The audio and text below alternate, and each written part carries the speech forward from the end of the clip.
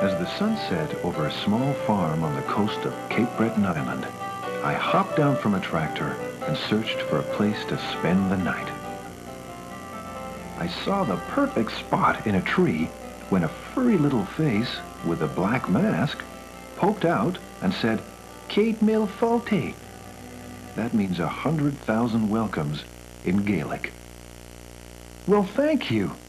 I'm Max the cat," I laughed. Her name was Fiona, and she was a raccoon. Fiona told me that she had a very important job to do that night. She had to gather as many apples as she could. She asked me if I would like to help. I quickly accepted. We ran across a moonlit cornfield, past a scarecrow, to the apple orchard. Fiona was disappointed to find that there were no more apples on the ground. But that was all right, she said, as she scrambled up a tree. "We'll just shake the apples off the branches." I climbed up behind her, but when she started to shake the branch, only 2 apples fell to the ground. I told Fiona that the farmer had been picking apples all day. "Oh, so they're in the shed," exclaimed Fiona, and she was off again. Fiona made it to the shed in no time and went inside through an open window.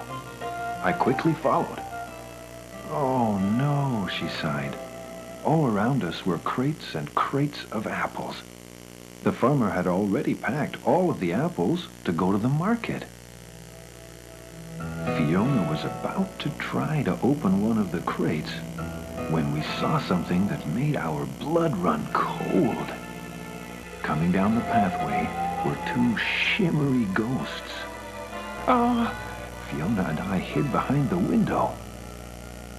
We peeked out and saw that the ghosts were children, wearing sheets. Then we watched as they walked up to the front door of the house and rang the bell.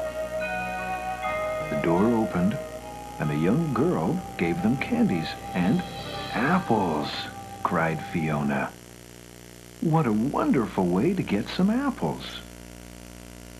Fiona raced to the porch and tried to pull the bell, but she couldn't quite reach. The pumpkin was in her way. As she was trying to climb onto the pumpkin, I came out of the bushes. And then Fiona said, "Oops!" and the pumpkin was bouncing, bouncing, bouncing down the steps and landed right on my head. Because of the noise, the front door opened again. When the little girl saw a cat with a pumpkin on his head and a little raccoon with a mask on his face, she laughed. "Look, Mommy, the animals are wearing costumes for Halloween too." They gave me a bowl of milk, and Fiona finally got the apples she'd worked so hard to get. After our treat, I said goodbye to Fiona. The little girl's offer to sleep by the fireplace sounded like a nice, quiet way to spend the night. That is, until I met the family of sheepdogs who lived with them. But that's another tale for another time.